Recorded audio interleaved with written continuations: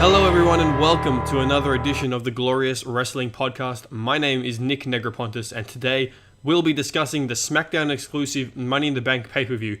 And I'll be joined on the line by the leading shareholder of the Titus brand, Dem Panopoulos, who's joining me from somewhere obscure. How are you, Dem? Yes, I'm very good, thanks. I'm currently I've just had to tell Titus, Akira, and Apollo to quiet down so I can record this podcast. So, I mean, if they want to come in and feature on it, I mean, that's fine. But, yeah, no, we're living a good life at the Titus brand mansion. So, if there's any sponsorship dollars, so they can send it over, that'd be good. Well, they're raw gypsies, and we're talking about SmackDown here, so we don't need them. Okay. No, I know, but they've got interests everywhere. Trust me.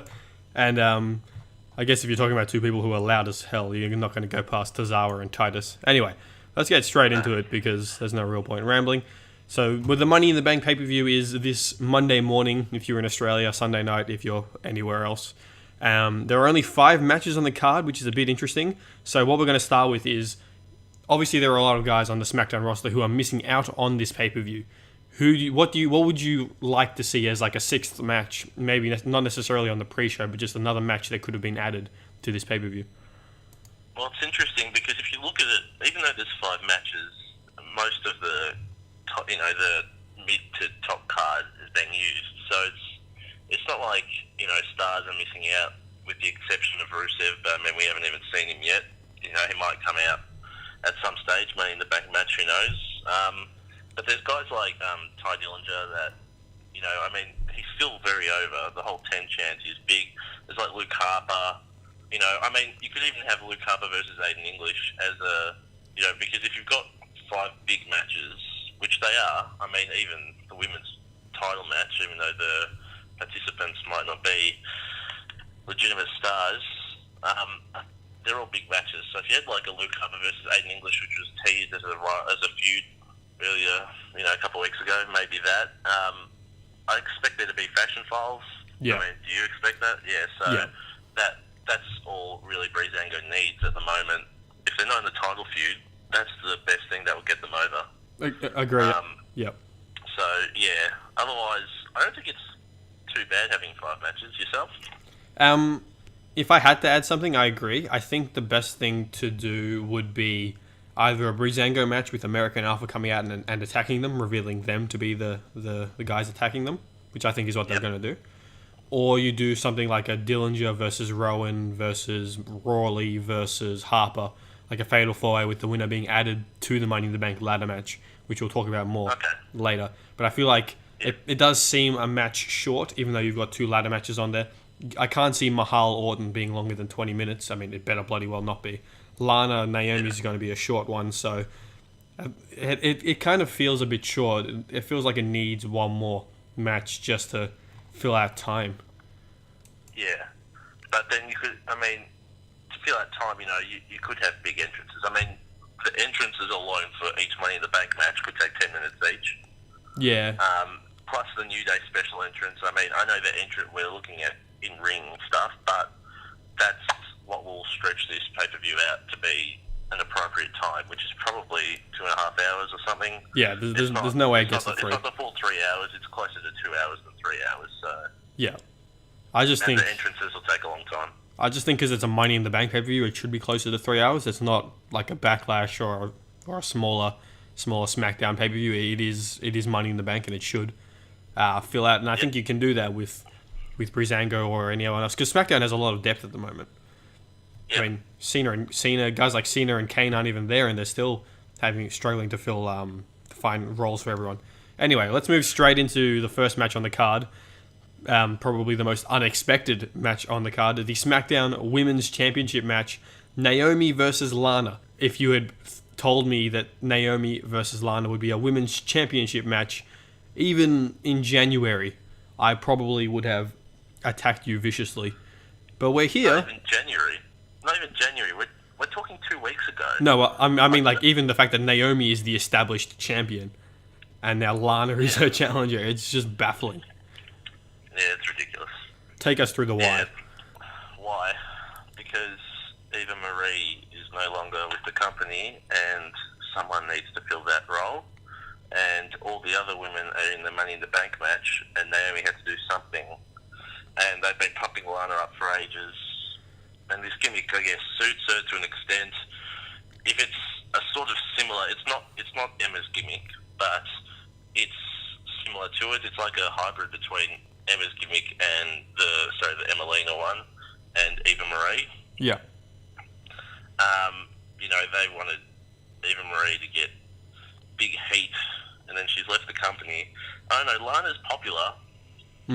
She's not. See, this is for her in-ring. This is the distinguishment. It's not that Lana isn't popular. Her body is popular. As soon as she has to start relying on wrestling, that's when it'll drop off. And I think the problem here is you've got a match where Naomi's going to have to carry this match, and I don't know whether she can do that with someone like Lana. We don't know Lana's skills. Yeah. So, but we're assuming she's not from a wrestling background, so we're assuming they're not very good. No. I did message you because I was watching SmackDown yesterday, and I did message you saying Lana's finisher looks quite good, actually. Yeah, it did. And she delivered it well. It's not like she's got no idea. Obviously, she's had a lot of training. Yeah, but anyone can work on one move. Yeah. How long can she go? I agree with you. I don't think Naomi's all that good in terms of, she's not good enough to carry a match. No. She can sell pretty well because, she's very athletic, so she could help with the selling for Lana, which would get some of the moves over, whatever moves she can do. Yeah, but again, this needs to be a 10-minute plus match on pay-per-view. But it can't be. But it has to be, because you've got 5 matches on the card. You can't have one of them being 6 or 7 minutes, surely. Yeah, but where do you place this in the card then for it to be? Because if it goes 10 minutes, it's not good. No, you would have to put it... Unless they have someone else come in and interfere and create a different feud, which I don't know what could possibly happen in that regard for it to... That's the only way you can stretch it to be that long and still keep the audience somewhat in attention. If this goes for 10 minutes straight and then Naomi wins clean, then that puts a dampener, and you need the next match to really pick it up. The only thing I can think of is the Bayley-Eva Marie Women's Championship match in NXT, if you remember that. Where it was a Women's Championship match and they sort of had it shifting, the referee was sent by management and they were trying to get the title on Eva Marie because, she's got, the look and everything. I wouldn't mind them doing something similar to that, make it almost seem like the company wants Lana to be champion. But at the same time, you can't really do that because of, Shane and Brian, because they wouldn't do something like that. Anyway, result. Well, how do you give Lana any chance? Well, you've got to give her some chance because anything's possible. I don't see how they can have just Naomi win clean because everyone thinks Naomi will win, and if this is Lana's first match and they've built her up a lot, you can't really have her losing. I think she'll lose in a respectable... Yeah. That's with air quotes for those listening. And Nick, we're not in the same place, obviously. I'm with Titus. Hey, Titus, how's it going?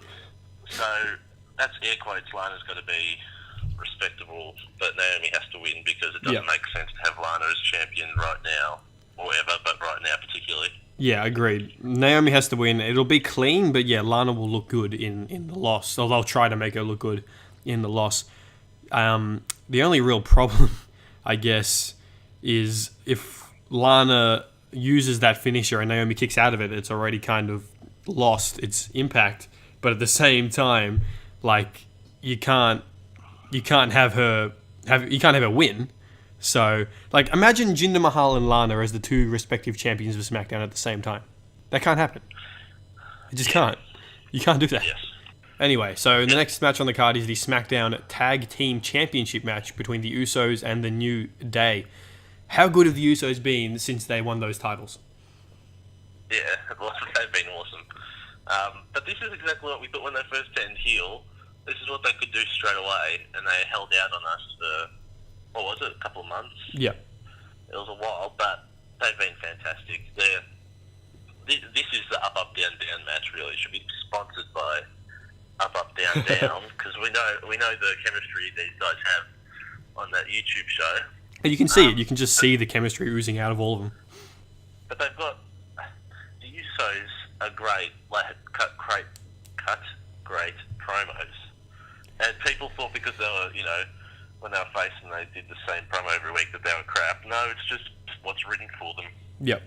You can only work with what's written for you, but this is more natural. Even if they turn face, further down the line, not saying anywhere close to now, but in a year or something, they can still cut these damaging promos, and it's good to see them with that freedom.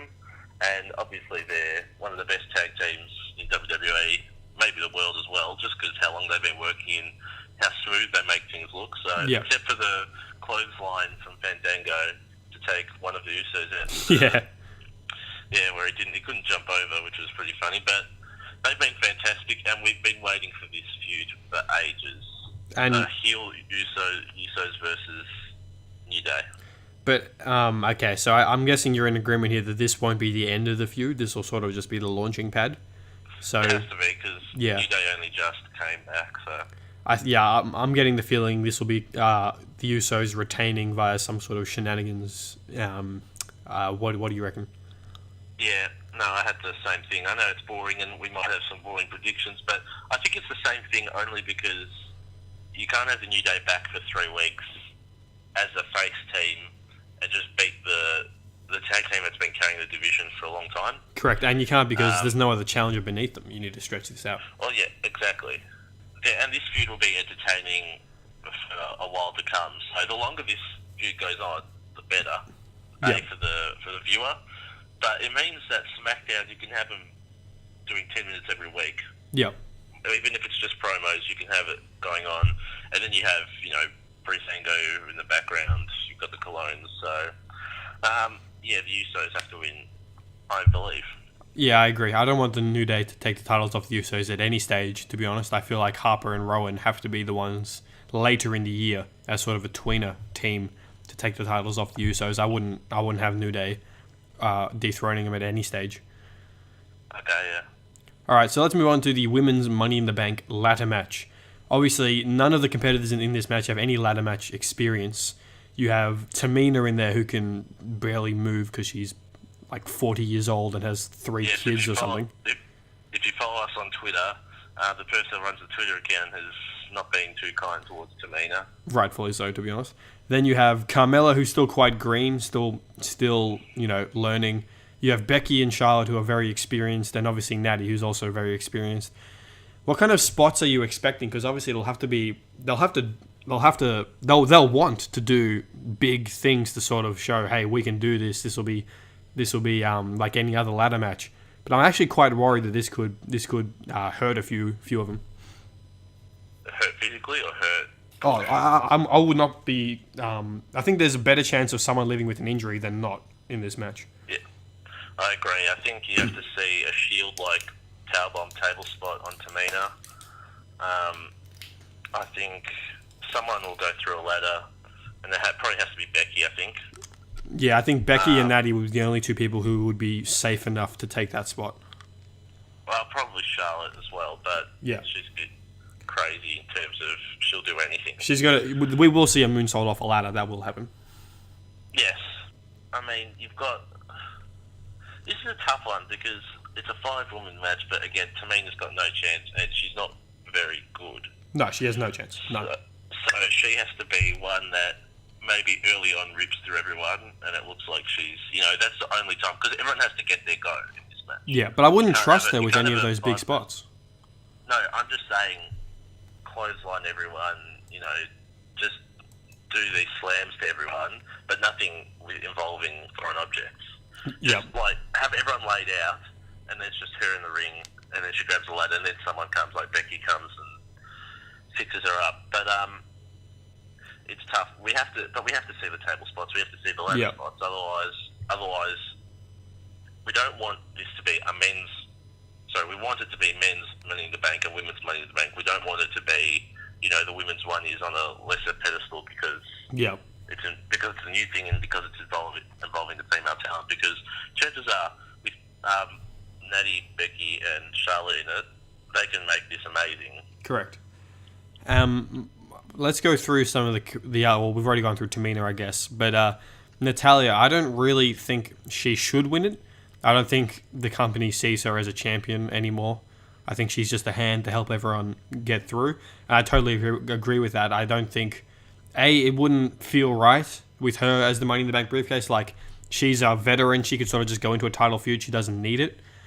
So Natty, I think we can rule out. Charlotte obviously doesn't need it. Charlotte is Charlotte. She can challenge for the title whenever she wants. The only reason you would put it on Charlotte would be because it's the first one. You want the first winner to sort of be credible, and that would be Charlotte.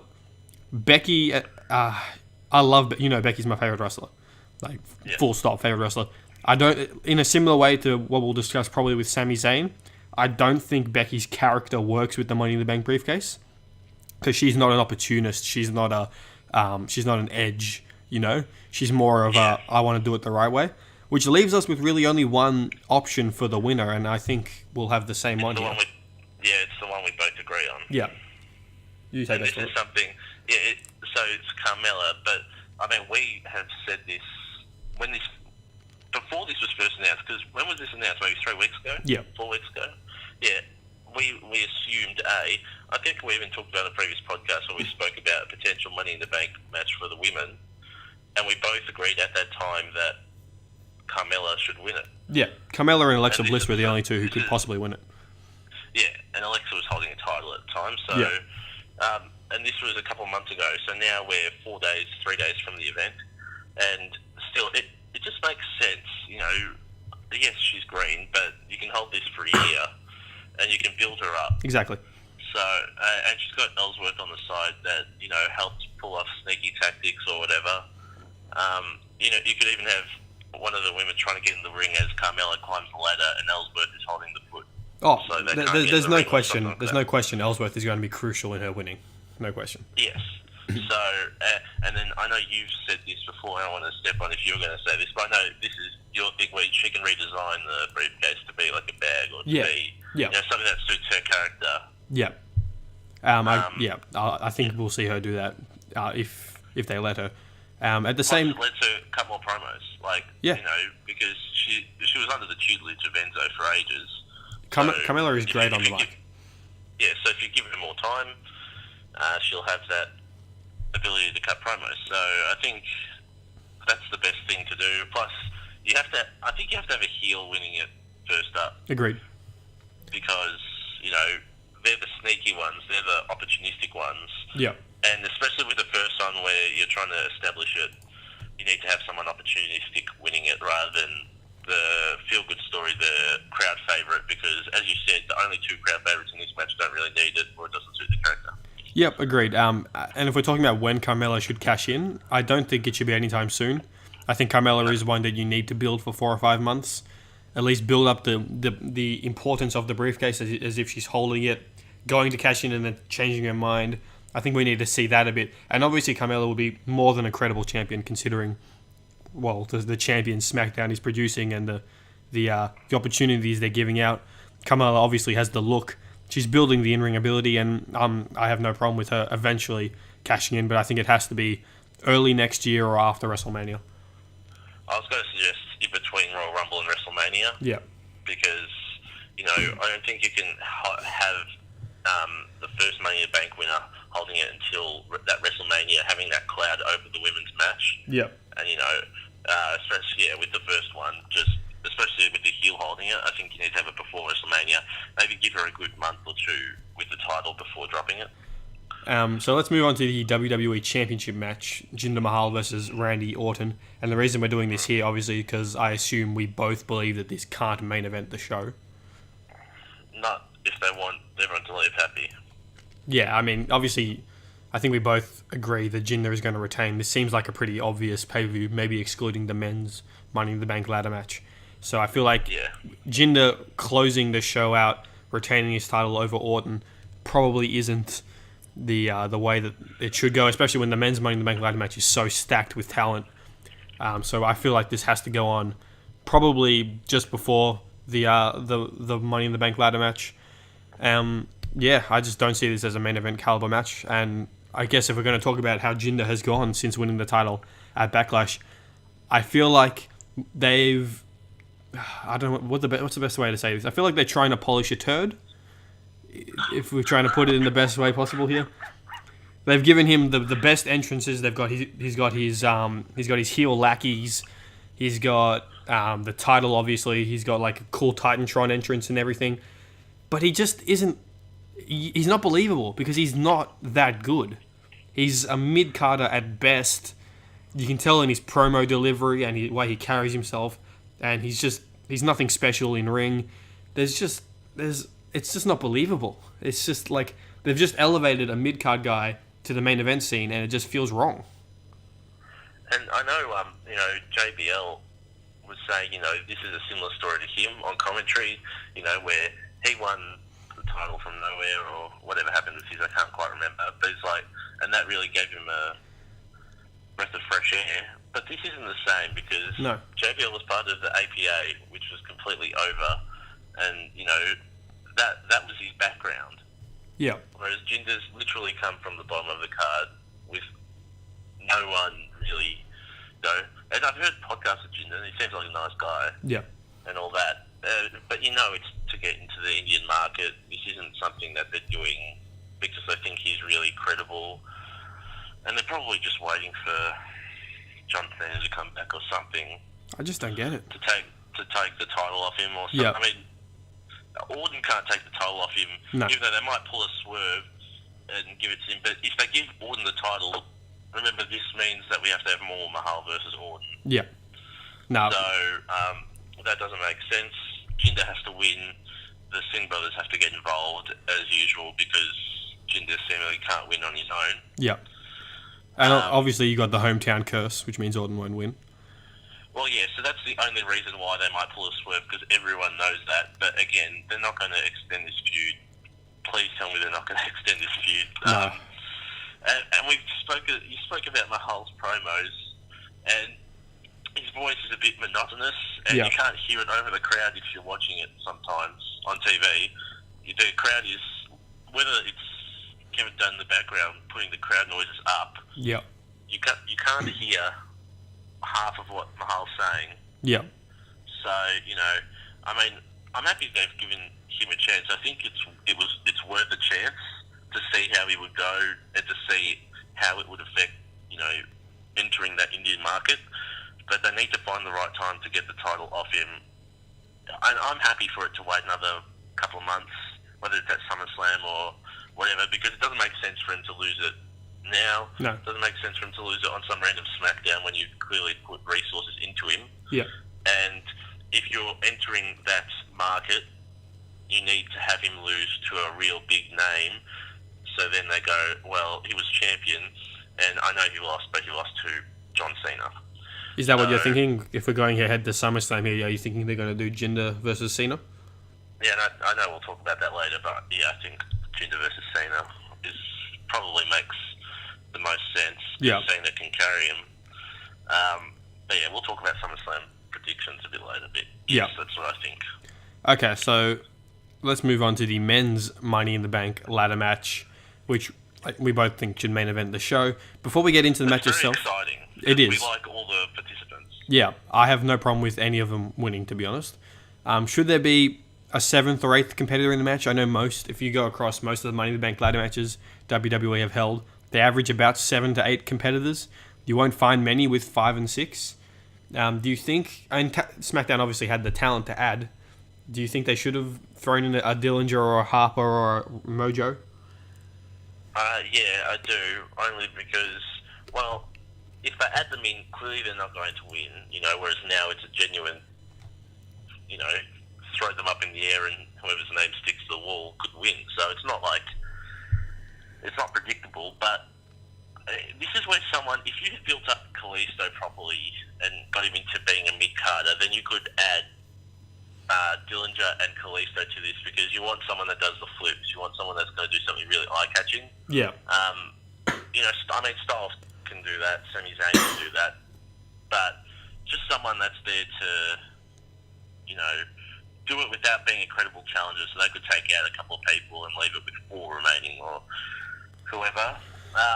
And it'd be good to get some time into someone like a Dillinger, where you've got all these popular guys in the match already, and then you add Dillinger, the whole crowd would be chanting 10. I'd say, even with Styles, Zayn, Nakamura, Owens, they'd still be chanting 10. It would give Dillinger a good rub to be in there with those guys. It makes him seem like he's on that level, which they should be doing. It seemed like a pretty obvious thing to do. Yeah, and then you've got Rusev as well. Yeah, I think Rusev might be the one who interferes in Mahal Orton, actually. I think that's the direction they're going here.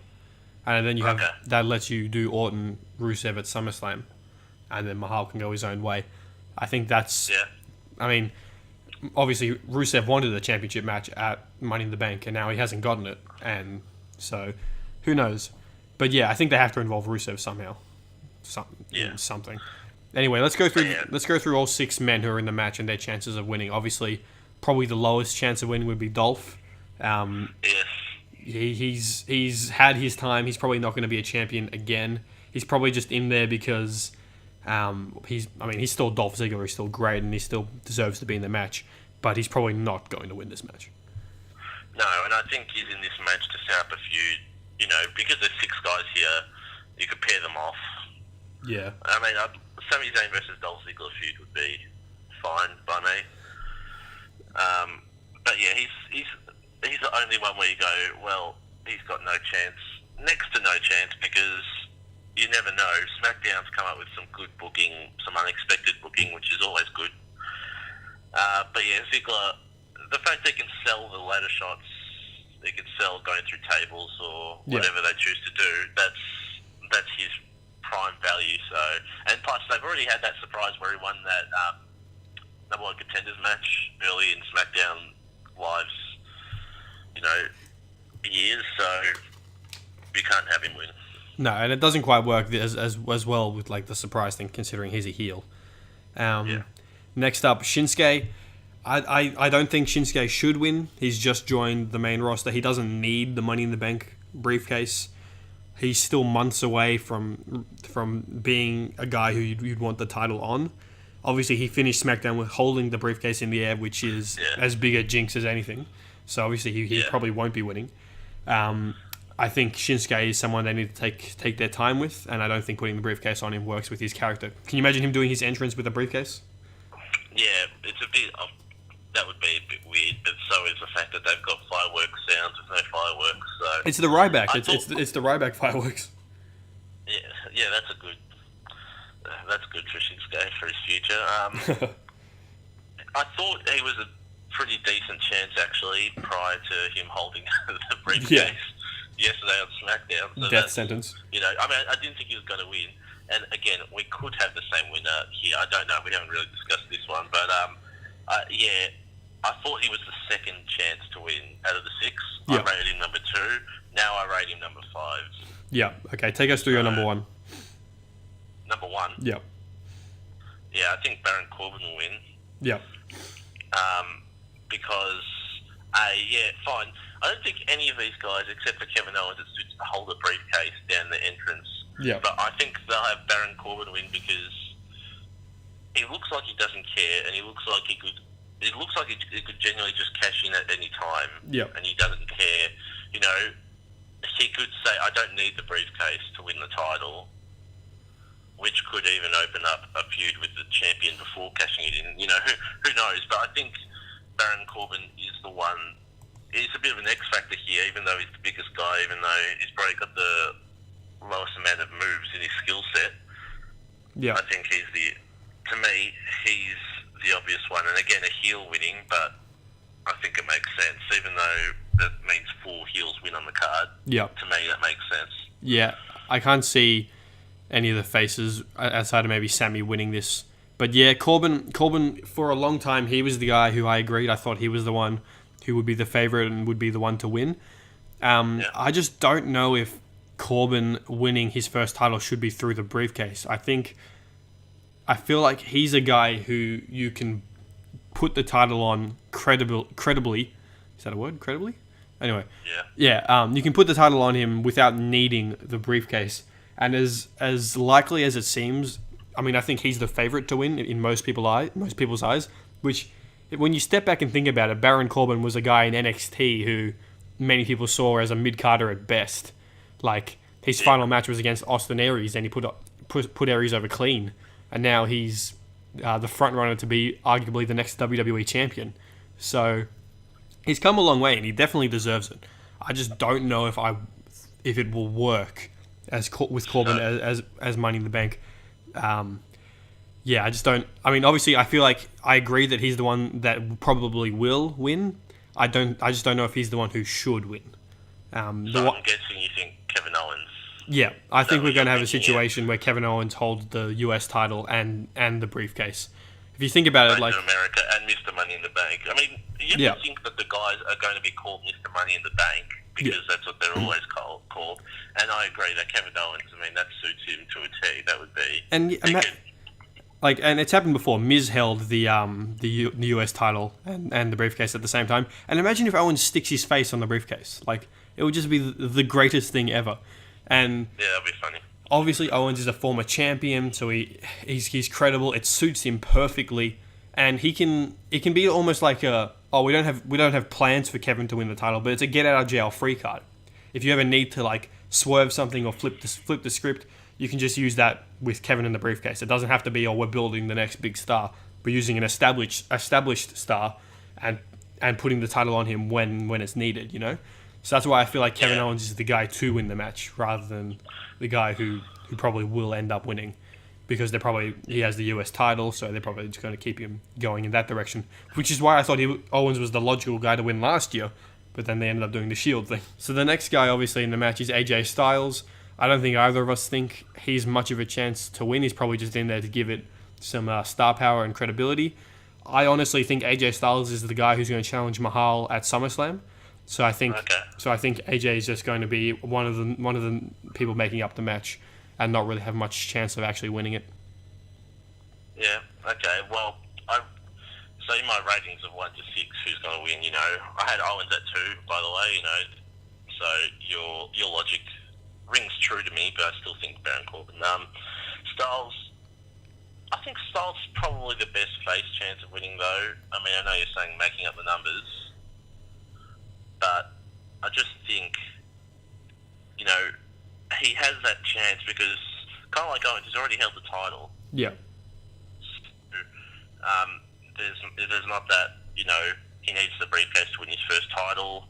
He's really popular. I mean, he's another one that can just do all those moves that you're lacking in having Kalisto in there or someone that can move around really well. Yep. I just don't think AJ Styles needs the briefcase. I think he's the face of SmackDown. He can do what he wants. The crowd will respect him no matter what he does at this stage. I just don't think that the briefcase is necessary for him. It would have been good if he was a heel. Like, if he was a heel, I would say he'd have a huge chance of winning, because that Mr. Money in the Bank gimmick would have worked for him when he was a heel. And he could call himself that the whole time. The face that runs the place and Mr. Money in the Bank. But that's not the situation we're in, and that was a sidebar that was unnecessary. That is true. That brings us to Sami Zayn, obviously the last guy in the match. Sami, if you look at it from an objective point of view, Sami seems like the guy who probably could benefit most from the briefcase. Just the fact that he's probably not going to get a WWE title chance, and the fact that he's an underdog would seem like a briefcase. The briefcase would suit that. But because it's Sami Zayn, I don't feel like he should have a wild card like the briefcase. He needs to be the guy fighting from underneath. And giving him such a powerful weapon as the briefcase just doesn't quite feel right. I would have no problem if they decided to put the briefcase on him, but it just doesn't seem to be the right thing to do. Especially considering my logic, the way I've looked at this is Zayn has pinned Corbin 3 times now. So Corbin's going to win the briefcase, and then they're going to have a match at SummerSlam where Corbin has to put the briefcase on the line or something. So I don't see Sami being the guy to win just because, I mean, it just doesn't work. Yeah. I thought Sami was the one that was going to win the whole time. In terms of, in the build-up over the last 6 months, I thought Sami Zayn should be the one to win the briefcase, but that logic is the reason why I don't give him much of a chance. Because, yes, that gimmick, I think he needs to win the Royal Rumble to get his chance. Correct. Him winning the Royal Rumble And would be it very needs to different. and, that's something I think should happen, like the next Royal Rumble. I know we'll have podcasts in the lead up to that, but I think that's what they should build up to from now. And that's the type of thing where, even if he's like the number one entrant and he fights all the way through, it's pretty much the Daniel Bryan story in terms of when he wins the Royal Rumble and build up to that title reign. Yeah. Because he's the underdog, because he's that guy that everyone loves. But seemingly just won't get the title shot for whatever reason. So that's what they have to build up towards. I always thought that Sammy would either win the Royal Rumble or the Money in the Bank. Yeah. But, yeah, I think it's more beneficial to put it on Corbin, in my opinion, or Owens, but I think Corbin is more beneficial for him to have the briefcase than Sammy, and just build Sammy up for a while to win the Royal Rumble. Yeah, if Corbin wins the briefcase, which we're thinking he probably will, he's probably not the WWE champion you want at WrestleMania, even though I know we just had Bray Wyatt, who is inferior to Corbin in my eyes, but I don't know if they want Corbin as their WrestleMania champion, so I feel like if Corbin's holding the briefcase, it won't be for very long. It'll probably be a back half of the year, Corbin winning it and then dropping it before WrestleMania. That would be my guess, which it seems like a bit of a waste. But like looking into the future, you have Mahal as the champion. Hopefully it's AJ, probably AJ who faces him at SummerSlam going in after that. You would think they have to take the title off Mahal pretty quickly around SummerSlam, unless they're going all in and just have him hold the title for 6 months, which would be a terrible idea. So Corbin cashing in on AJ would probably work. But if you look long term, obviously the long term plan is probably Styles Nakamura at WrestleMania. So it's just hard to see where it would fit in. I think so. I guess we can kind of move into SummerSlam predictions now. So as I said earlier, I think Cena versus what's his name, Mahal. You don't even know his name. Yeah, Cena versus Mahal, I think should happen because I think that Cena should win. So it's because if he wins, it's the record king. That's the only thing that's holding this back. I think Corbin should cash in at SummerSlam. Okay. And I think he should cash in on Cena, and then have Cena Corbin feud for a while, and then Styles wins the title at, Royal Rumble or later on, and then set up Styles Nakamura should be for the title, I think. Yeah. See, I'm against Cena Mahal for two reasons, though. Because Cena is on a massive SummerSlam losing streak right now. And I feel like that needs to be played into whoever he faces. And I don't want that ruined because obviously Cena isn't losing to Jinder Mahal. And the second reason is they've brought back Cena as a free agent because he missed the Superstar shakeup or something. So supposedly. Yeah, so he's a free agent, and they would not have done that unless they planned him to face a Raw guy at SummerSlam. That's the only reason they would do that.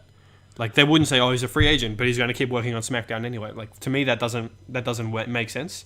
So I think we're getting Cena Roman at SummerSlam. I think that's happening. I think Roman's beating Cena clean at SummerSlam. I think that's actually happening. So that's why I'm thinking Mahal Styles, because I can't see Mahal Zayn, because that would probably mean Mahal keeps the title. I don't want that. The only other option would be who else? Shinsuke it's probably too early for him. So AJ's really the only one you could go to for a title match. I don't like that though. I think that whoever beats Mahal should be cashed in on by Baron, and I don't think that you could have. If you have AJ, I think AJ should be the one to take it off Baron. Yeah. Eventually. So I don't think if you have AJ versus Jinder and AJ wins, you can't have Corbin cash in on him only for AJ to win it back later. But you can't there's no one else to take the title off Mahal other than Orton. Because then Jinder stays champion. No, he doesn't. It's not happening. I can't abide by that. And you can't have Corbin cashing in on Jinder because the thought of a Jinder Corbin match is too much to bear. So I feel like AJ is the only option for SummerSlam. I guess. We both agreed, by the way, that like what you were saying on Corbin, quick cash in. Obviously, I agree with that. Yeah. Just needs to be the right time to do it. So I think we'll get Corbin Zayn at SummerSlam, which would leave Owens and Shinsuke. I mean, Shinsuke's got a few victories over Owens. Maybe give Shinsuke a quick US title run, which actually it kind of helps Owens' odds of winning the Money in the Bank ladder match, because if he drops the US title pretty quickly, then he can focus on being still the face of the briefcase of America. You could go with that, like, I don't know, something creative like that.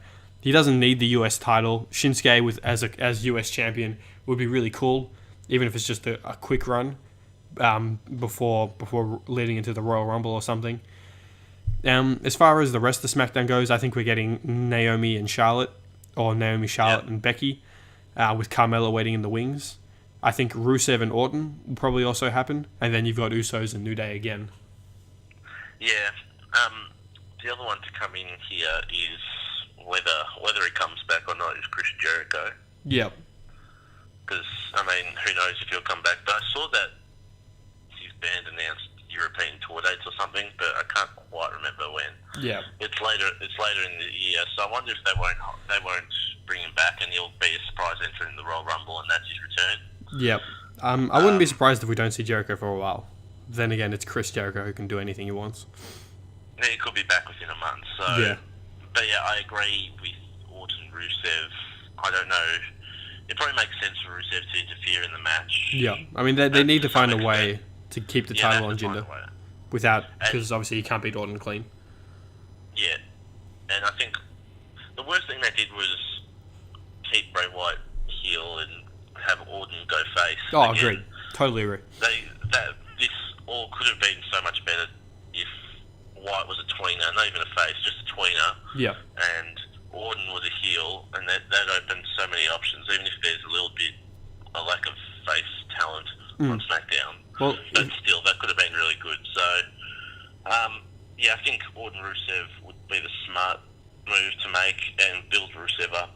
Yeah. To eventually have a title feud. Yep. Or you could do Shinsuke and Rusev afterwards for like the US title or something. That would be cool.